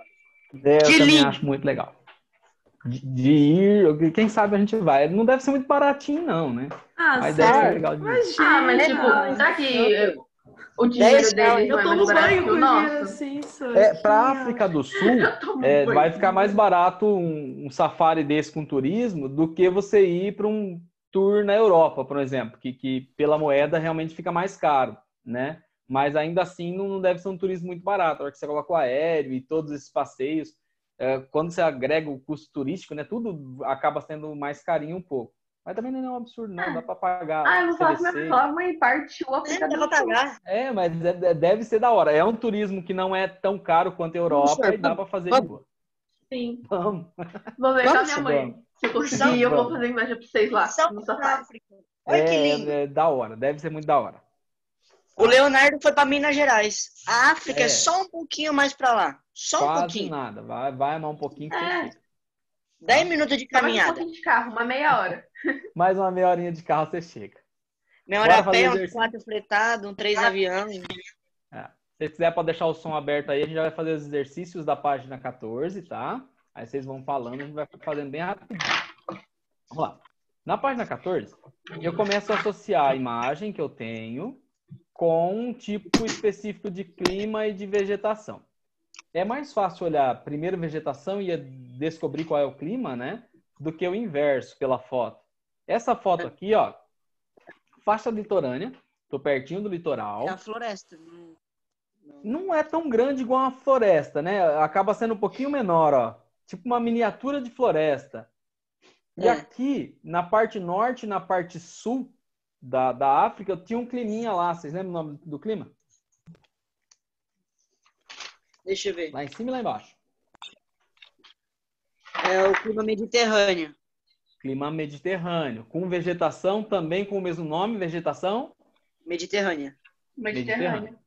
Então é o que a gente falou na Europa de maquis e garrigues, ó, parece uma floresta, porque tem muitas árvores, né, vegetação rasteira e arbusto, mas é de pequeno porte. Então essa é a minha vegetação mediterrânea no clima mediterrâneo. Segunda imagem aí, para vocês. Deixa eu ver se dá para a savana, eu acho. Aqui não tem como. Vamos lá. Ó. Eu acho que é os estepes. As estepes, ó. Sempre o predomínio de vegetação rasteira, assim, ó, de gramíneas, são estepes. E as estepes, aqui ele colocou como estepe semiárida, acontecem em clima semiárido. Semiárido. Tá? O tropical semiárido. Sim. Bem. Próximo. Não vai ter jeito de não mostrar também. Mas é tudo seco. E essa vegetação seca é a desértica. Realmente em clima desértico. ou árido. Sim. Árido e desértico são sinônimos, tá? Então, clima árido ou clima desértico. Firmeza. Essa daqui sim, ó. Árvores espaçadas uma da outra, arbusto e gramíneas. É a savana, que a gente estava vendo ali com os grandes animais, no clima tropical. Tropical semiúmido. A última é a floresta. Mano, eu não consigo. Eu vejo savana, eu lembro de Madagascar, sabe? Marte. Tem Madagascar. E tem, na região de Madagascar tem, olha lá. A maior parte é savana, tem um pedaço de floresta, mas a maior parte é savana.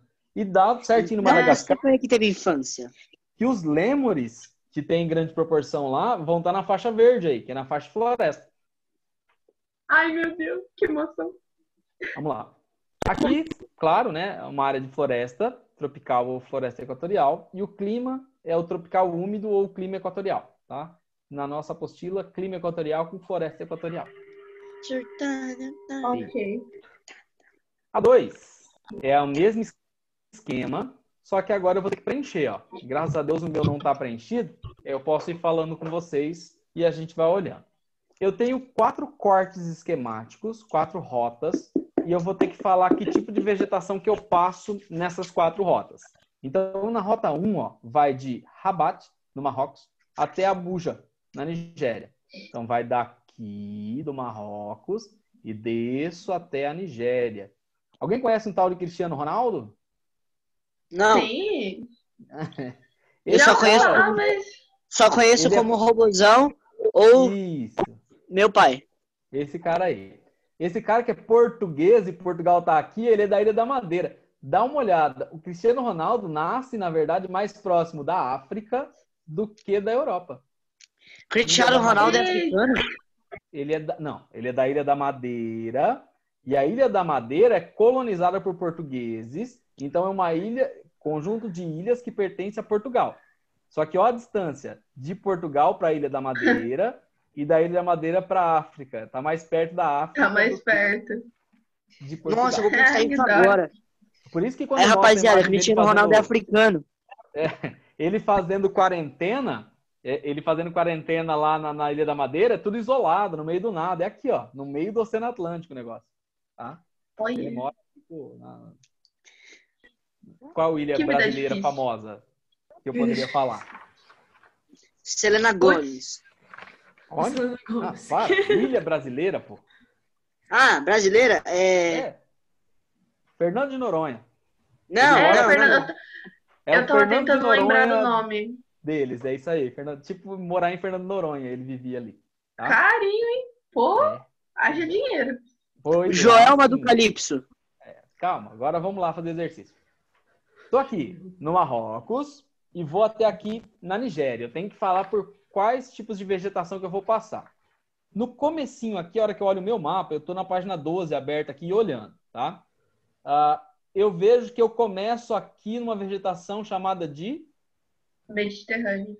Começo na vegetação mediterrânea, aqui. Passo por um trechinho lá mais laranjinha, que é... Estepe. Depois pego um pedaço grande aqui na Argélia de... Deserto. Depois aqui no final, já no Mali, não sei o que, eu pego um amarelinho, que é... Estepe de novo. Estepe de novo. Pega estepe de novo. Eu não preciso colocar estepe de novo, né? Já coloquei lá em cima. Aí depois da estepe vem... Tropical.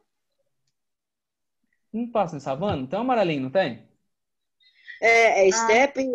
Estepe, savana e tropical. Então eu passo pelas savanas, depois passo pela floresta, é isso? Isso. A gente tá falando de vegetação, lembra aí? Ó, então, se eu for agora elencar os pedaços que passamos. Passamos por vegetação aqui em cima, mediterrânea, estepe, desértica, voltou estepe, depois entrei na savana e terminei numa floresta equatorial aqui na Nigéria. Certo? A rota 1 passa por essas estruturas aí. Rota 2. Embaixo. Deixa eu ver de qual sentido ele pega. Da cidade do carro. Pode repetir, por favor, a rota 1? Rota 1, ó, ficou pela ordem, tá? Mediterrânea, vegetação mediterrânea. Calma, estepe, mediterrânea. estepe, desértica, vegetação desértica, mais um pedaço de estepe, que eu voltei aqui embaixo, savana e floresta. Beleza. Então tá. Vamos lá. Comecei agora na África do Sul aqui embaixo e vou até o Congo aqui em cima, tá? África do Sul aqui embaixo, qual é o tipo de vegetação que começa aqui embaixo? É o Mediterrâneo. Começa no Mediterrâneo.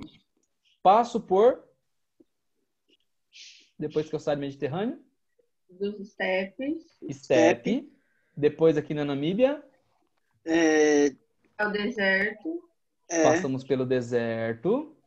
Depois aqui Depois em cima. De novo. Estepe de novo. O amarelo. Savana. Savana. E aqui já no Congo, o verdinho. Floresta. Já fica na equatorial. Ou seja, o 1 e o 2 são exatamente iguais. Igualzinho. Tá? Quando ele fala do espelhamento que tem, ó, tanto começando do extremo norte e vindo para o centro, quanto do extremo sul e indo para o centro, usamos os mesmos nomes na mesma sequência, tá? Chegando aqui na floresta e terminando os dois na floresta equatorial. Firmeza? Sim. Nota 3. De Trípoli, na Líbia, eu vou até Addis Abeba, na Etiópia. Tá aqui. O que seria Addis Abeba, senhor? É um desbêbado? É o nome da cidade. É a capital da Etiópia. Tá? Tá. Addis Abeba. Vou sair aqui da Tunísia. Mentira, da Líbia. Não chego na Tunísia, não. Da Líbia. E vou chegar até na Etiópia. Começo aqui em qual tipo de vegetação? Na Líbia. Estepe. Começo nas estepes. A parte de cima aqui tem estepe. Passo por um pedaço enorme de... Deserto. E depois volta a ser... Estepe. É só estepe e deserto, né? Isabelle, a gente é muito gênio. A gente é reconhecedor de mapas. É isso aí. Leitores oficiais de mapas. Então, tá tudo certo. Comecei nas steppes. Deserto, voltou a ser steppe, pedaço grande steppe aqui. Até na Etiópia. O último é o 4. De Harare, no Zimbábue, até Nairobi, no Quênia. Tá? Então, saio aqui do Zimbábue e vou até Nairobi, aqui no Quênia. Morreu. Estepe desértica. Que triste. Morreu. Olha só. Saindo aqui do Zimbábue. O que tem aqui? Savana. Amarelo? Savana, né? Zimbábue. Não tem um. Calma. Ah, não, é de baixo. Opa, deserto. Eu acho que o laranjinha tá um pouco para baixo. Eu acho que já começa na savana. É savana, depois savana, depois é estepe. E lá em cima estepe, um pedacinho de estepe.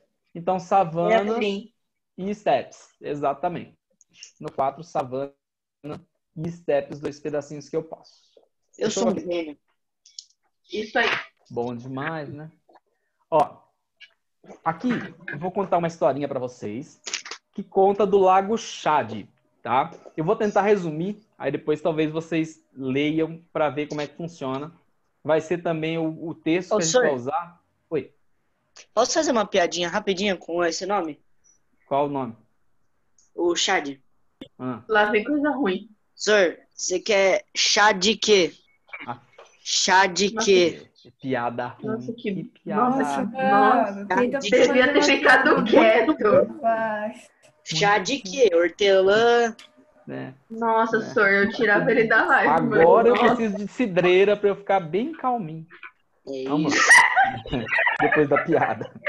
Pelo amor de Deus. Ó, a lenta agonia do Lago Chad. O Lago Chad, a gente viu ele quando nós falamos da parte física, que era um lago de drenagem endorreica, abastecido principalmente por esse rio aqui, ó, que é o Rio Chari. Tá? Então, as águas daqui de baixo abastecem, não vão para o oceano e formam esse lago aqui. É um lago que já foi muito grande. Já foi um lago gigantesco. Mas, como o nome do texto diz, nas últimas décadas, ele tem problemas seríssimos e ele está decrescendo, ficando cada vez menor, ele está simplesmente secando, ele está simplesmente sumindo, tá? Vocês vão perceber que ele fica bem na borda do deserto do Saara. Ele fica na parte de baixo do deserto do Saara.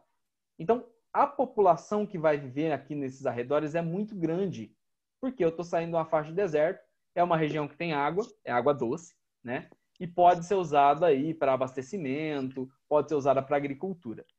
E o meu problema está exatamente aí. Fica entre 4 países, essencialmente, ó, Níger, o Chad, a Nigéria e aqui embaixo, Camarões. Tá? Aqui embaixo eu ainda tenho a República Centro-Africana, que poderia me ajudar e talvez seja uma das soluções para esse lago não secar definitivamente. E aqui do lado direito eu tenho o Sudão. Tá? Olha só, nas últimas décadas, o volume desse lago secou praticamente 90%. Tá? Culpa de quê? A partir dos anos 60, eu passo a ter secas intensas. Reduziu muito o volume de chuvas, o que já fez sumir 30% da água.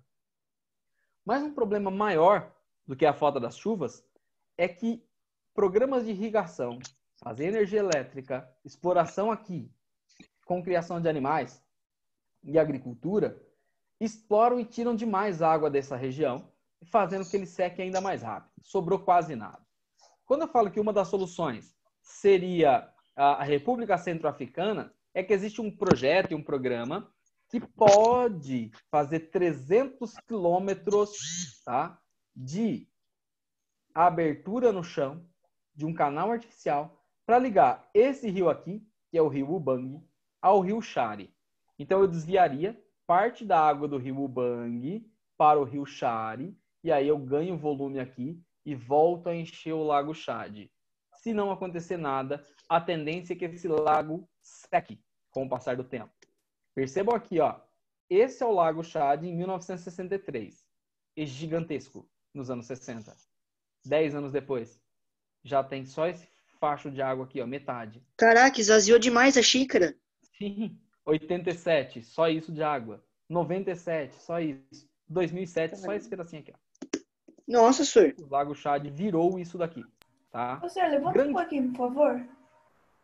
Grande problema, tá? No caso do lago Chad. Vivem mais de 25 milhões de pessoas no entorno do lago Chad.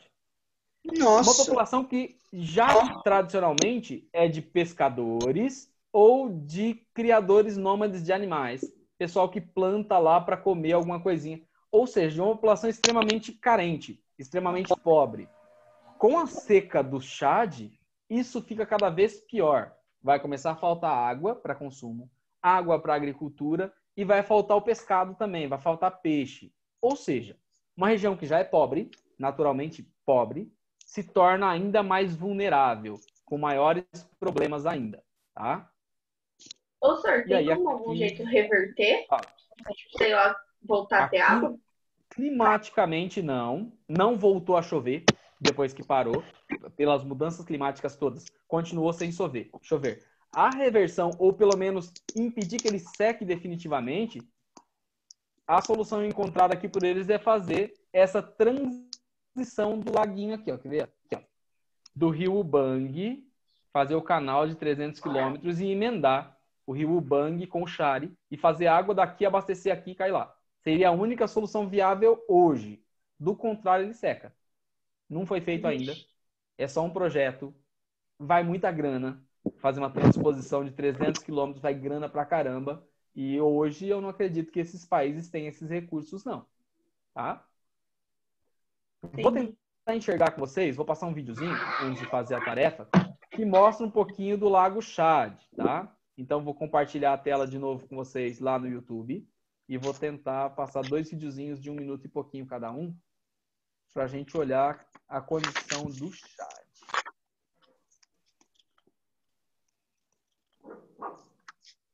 Rapaz. Então tem que fazer a tarefa 10, senhor.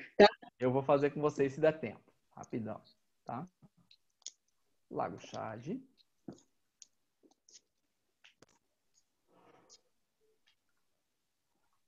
Vou carregar aqui que a gente já vê.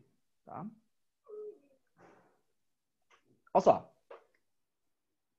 Vou tentar passar aqui para vocês. Eu vou tentar passar direto do YouTube, que barrou o YouTube algumas coisas que a gente postou na semana passada. Além de ficar a qualidade ruim, ele baixou e não deixou eu publicar o vídeo. Vamos ver se desse jeito vai, tá?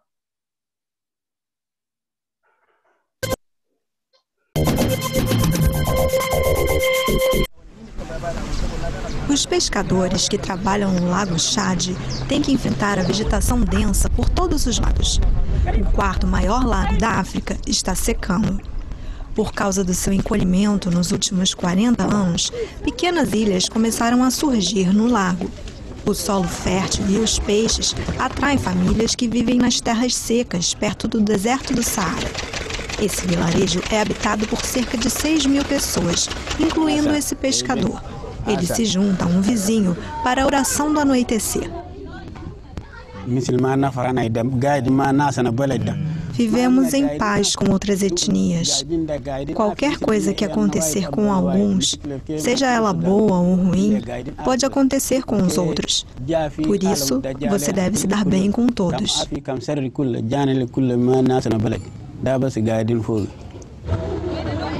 O lago se mostra cada vez mais raso. A população das novas ilhas quadruplicou, enquanto os recursos disponíveis estão desaparecendo. Para evitar a pesca em excesso, o governo determinou um tamanho mínimo para a malha que pode ser usada nas redes. Para a população que vende o que pesca para mercados da região, está cada vez mais difícil encontrar peixes. As tempestades deste ano tornaram as coisas ainda mais difíceis.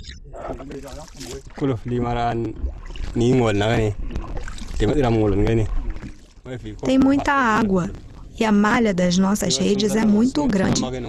Quando é assim, você não consegue pegar os peixes que ficam mais no fundo. Você tem que esperar.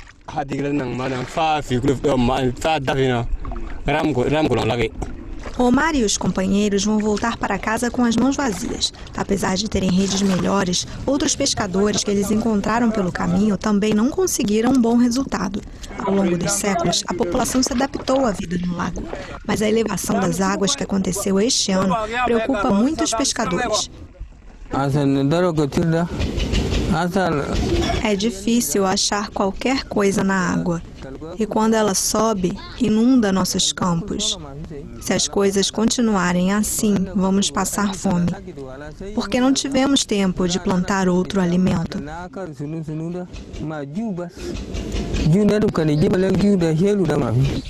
Alguns diques foram construídos para evitar inundações, mas a longo prazo, essas comunidades vão enfrentar o problema oposto. Embora seja difícil imaginar, o Lago Chad vai, aos poucos, desaparecendo.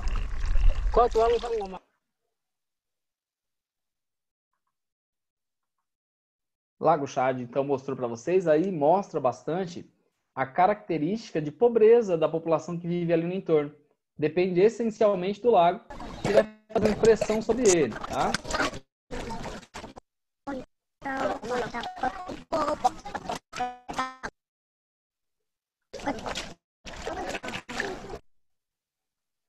Esse outro videozinho aqui é da BBC. Então ele mostra a área seca, esse daqui não tem narração, ele vai escrevendo, tá? De como é a sociedade que vive ali e das áreas que já secaram. Então volto aqui no comecinho para a gente conseguir ver do começo, se ele carregar.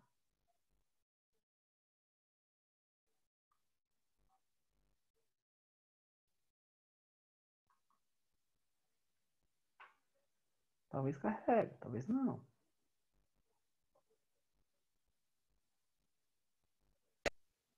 Agora talvez vai. Conexão instável.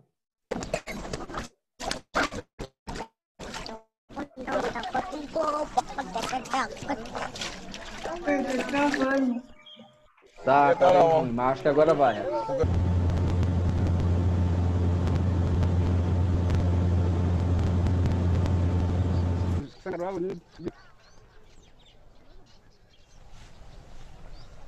Ah, ok, c'est bon. 0112. Oui.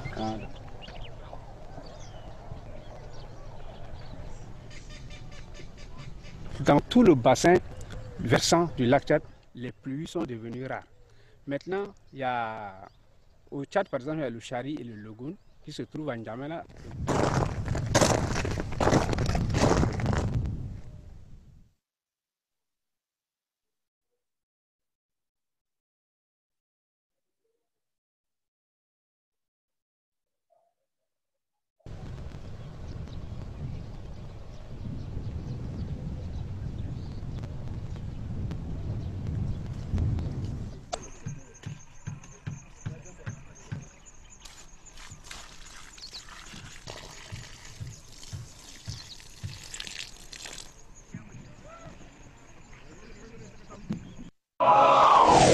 Beleza. Esses são os dois videozinhos que mostram ali o Chad, o segundo, evidenciando o problema sério de ter acesso à água, tá? É triste. É triste. Principalmente uma população tão carente como é a população que vive ali no entorno, tá? Realmente é muito complicado para eles. Não sei o que eles vão fazer da vidinha deles, não. Beleza? Vou terminar com vocês fazendo, dá tempo da gente fazer em 5 minutinhos, a tarefa, tá? É lá na página 70, se eu não me engano. Eu vou lá na página final. 71. 71. Vamos ver se carrega para mim aqui rapidinho. Passei. Página 71. Professor, já dá para fazer sua prova hoje? Dá, fácil. 5 questões só, tá? Fala só de clima e vegetação, mó tranquilo, como a gente acabou de falar. Eu de vocês já faria agora à tarde, deixaria pronto. Eu vou fazer porque, nossa, essa semana foi corridinho. É, vai começar a ser corrido para vocês. Vai ser aulinha de manhã e já pega lá uma meia hora à tarde, já faz os exercícios. E toda semana vai ser correria mesmo. Vai matando todo dia. Vamos lá. Vocês vão ler o texto lá depois, se vocês quiserem, e eu comentei sobre ele. Localização do Lago Chad. Então, vocês viram na reportagem que o Lago Chad ele está bem abaixo do deserto do Saara. Está ali na região chamada de Sahel. Tá? Então, está abaixo do Saara, abaixo do deserto do Saara. Características pode colocar físicas. A borda meridional do Saara? Do jeito que está escrito aí, pode. Se você lembrar o que é a borda meridional do Saara, pode. Ah, então tá bom. A borda meridional é a parte de baixo, né, do Saara. Quais as características físicas desse local? Vocês viram que é um lugar bastante seco, é um planalto, onde tem o lago, e é bastante seco, é árido. Então, as características lá são de semiárido mesmo. Grande problema apontado no texto, obviamente, a redução do tamanho do lago, né? Está falando que o lago, que era gigantesco lá, está simplesmente sumindo. Ele fala, ó, em 1960, ele ocupava 25 mil quilômetros quadrados. Em 2001, 4 mil quilômetros. Em 2020, menos que esses 4 mil quilômetros ainda. Segundo o texto, quais as causas do problema? Ele citou 2. O primeiro era clima. Então, reduziu a quantidade de chuvas. Ele nem está falando aqui disso. Mas o primeiro problema do texto original lá fala que o volume de chuvas na região diminuiu. E é um problema óbvio que faria diminuir o volume do lago. O outro problema é o problema humano. Práticas agrícolas e pastoris nesse local têm aumentado o processo de tirar água do lago, principalmente para irrigação. Vocês viram que para poder crescer as plantinhas lá tem que irrigar. Então, tirar a água do lago faz com que ele seque ainda mais rápido. Então, os dois, problemas com o clima, redução das chuvas, e com as práticas de agricultura e pecuária com irrigação lá no local. Quinta pergunta. Problemas sociais e ambientais desses impactos. Falando, então, dos problemas ambientais primeiro, muito óbvio que a degradação do meio natural é um problema sério, secando o lago, tá? Acabando a vegetação. Como eu estou na borda de um deserto, eu vou simplesmente aumentar o deserto nessa região. O deserto daqui a pouco engole. Tudo daí vira tudo deserto, onde eu tinha um lago gigante. E o problema social... Questão 3? Questão 5. Ah, 5. É. O impacto ambiental é que vai secar. igual tá falando lá na questão 3, exatamente igual, né? O mesmo problema. E aí vai aumentar o deserto naquela região. E o impacto social em cima das pessoas é que uma comunidade já pobre, já carente, com o problema de secar ainda mais ali e acabar os recursos hídricos, vai aumentar a pobreza, a miséria e a fome nessa região aí. Mais de 25 milhões de pessoas estão ali naquela região e dependem do lago para poder sobreviver. E a sexta e a última questão. Apresenta alguma solução? O texto apresenta lá no final, tá? E quais as dificuldades de implementar? A solução era a transposição de um rio. E esse rio fica lá na República Centro-Africana, tá? O problema nos acordos entre os países que fazem parte da região. E, na minha opinião, o custo da obra. Quanto custaria para fazer 300 quilômetros de canal artificial para ligar o riozinho lá, o rio Chari, e fazer abastecer o Chad, tá? Então, as dificuldades é entrar num acordo entre os países que fazem fronteira ali, naquela região, e o custo da obra, quem pagaria por isso, ou como se pagaria por isso. Feito? Peraí, você pode repetir? A 6? É. A 6, para mim, aqui, os grandes problemas do texto, tem uma solução sim, que é fazer a transposição de um rio para cair no rio Chari, no rio Chari, que abastece o lago Chad. E os grandes problemas é entrar em acordo entre os países, que são 5 países ali pertinho, inclusive a República Centro-Africana, teria que participar da conversa, e como custear isso, como pagar por uma obra desse tamanho, uma obra gigantesca, né, de transposição. Sim. Certo? É, deve ser muito difícil fazer isso. Difícil e caro. Aqui no Brasil a gente fez um pedacinho com o São Francisco e ficou caríssimo o que a gente fez. Fechado? Sim. Vamos lá.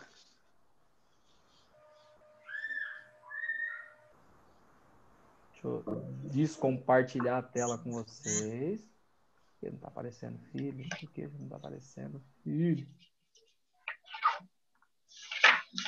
Vamos lá.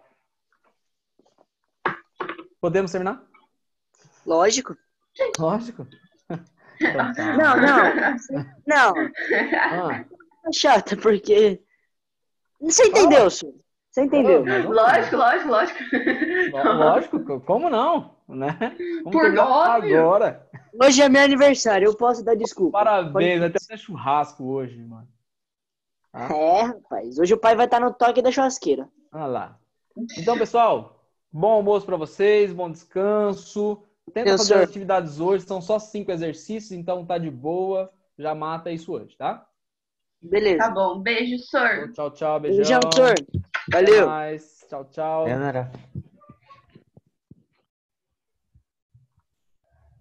Tá.